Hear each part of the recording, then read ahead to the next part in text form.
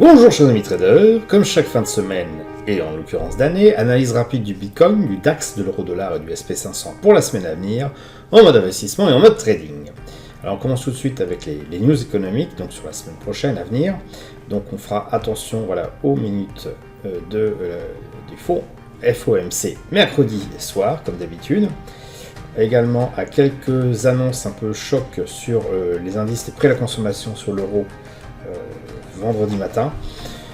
Pour le reste, donc quelques news économiques sur les indices ISM, surtout pour ceux qui tradent l'USD, donc mardi soir et jeudi après-midi. Enfin, quelques news sur le DAX, concernant le DAX, sur la partie du DAX sur les ventes au détail mardi matin et jeudi en début d'après-midi.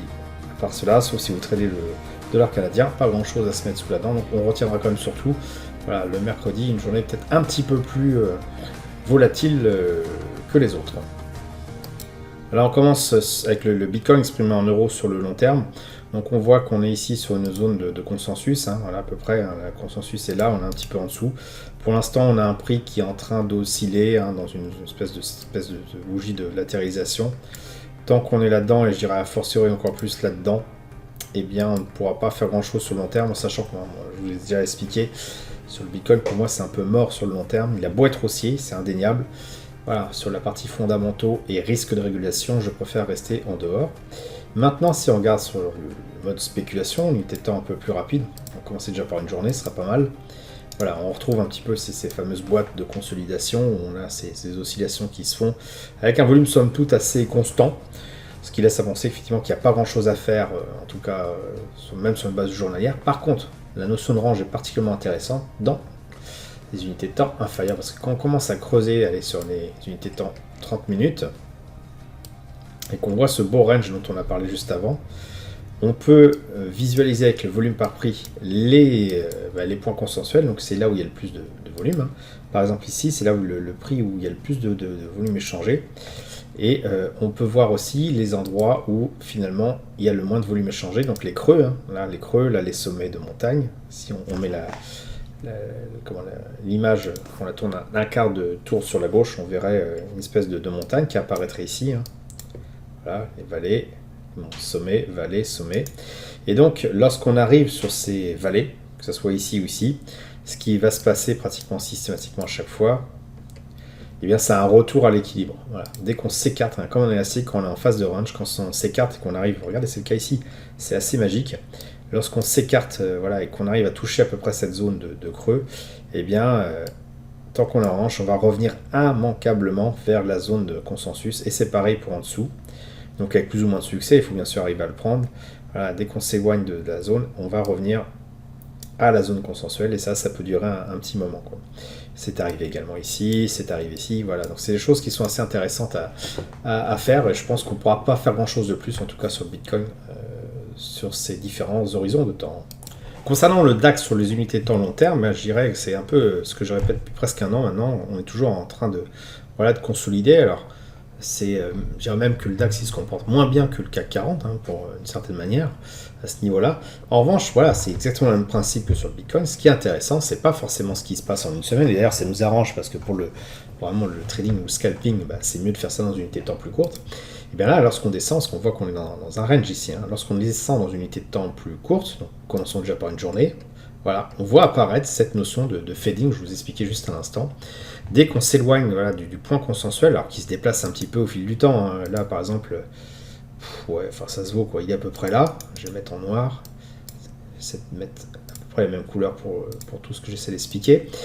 Et lorsqu'on s'écarte de ces histoires, de ces notions de pic, on arrive sur des creux, donc on en a ici, un ici, un ici, et un ici, alors un ici un petit peu moins visible, mais bon, il y en a un ici. Dès qu'on s'écarte de ces creux-là, il y a un moment donné où l'élastique il est tendu à mort, et il revient immanquablement vers le point consensuel. C'était le cas les fois précédentes où je l'ai marqué. Ici, alors on aurait pu croire que c'était ici qu'il serait revenu, mais il suffit de surveiller le prix, de voir dans une unité de temps encore plus rapide. Et si on voit qu'il continue à la hausse, c'est que c'est pas le bon niveau. Ici c'est pareil, on pouvait se poser la question, il continue.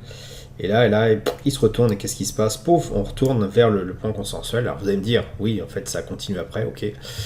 Maintenant, voilà, ce qui est à peu près sûr, c'est par des mécanismes finalement de juste d'enchères, hein, et puis d'offre et de la demande, bah, ce scénario-là, une fois qu'il est amorcé, il est pratiquement quasiment sûr. Atteindre l'autre bord, c'est une autre affaire. Quoi qu'il en soit, une fois que ce bord en question était atteint, pouf, on est revenu immanquablement au milieu.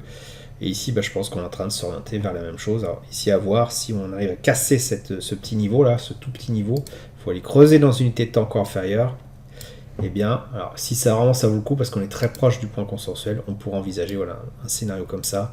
Si en revanche ça stagne ou ça continue vers le haut, on attendra peut-être la prochaine résistance ou celle d'après, et voir si c'est pas celle d'après, revenir sur ce niveau-là.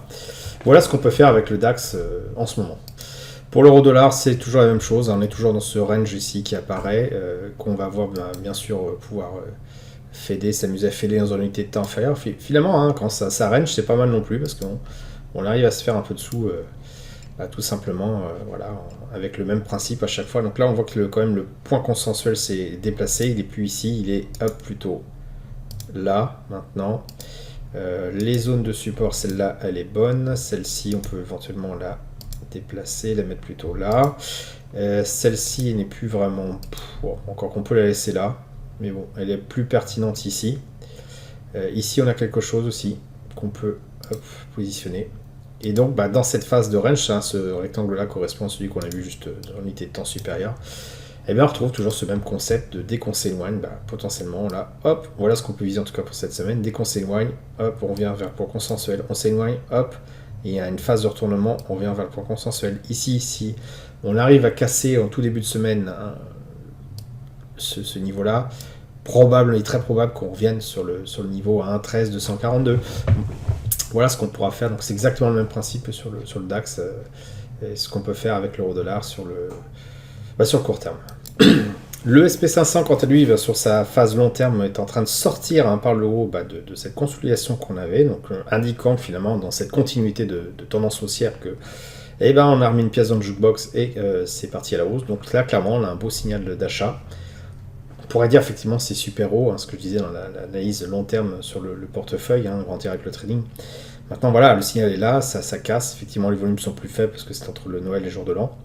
À voir ce qui va se passer en début de semaine prochaine, mais bon, clairement, là, on a quelque chose de très haussier, donc c'est même pas la peine de chercher des points bas. Ça casse une résistance qui a tenu quand même quelques semaines.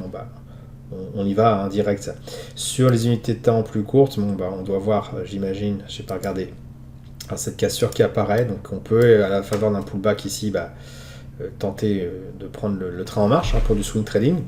Maintenant, si on regarde plutôt pour du scalping, ce qu'on constate, c'est qu'on est sorti de ce range-là, ça c'est indéniable, que le point consensuel est ici. Ici, on a un nouveau point consensuel qui a l'air de se dessiner, mais on est très loin du précédent.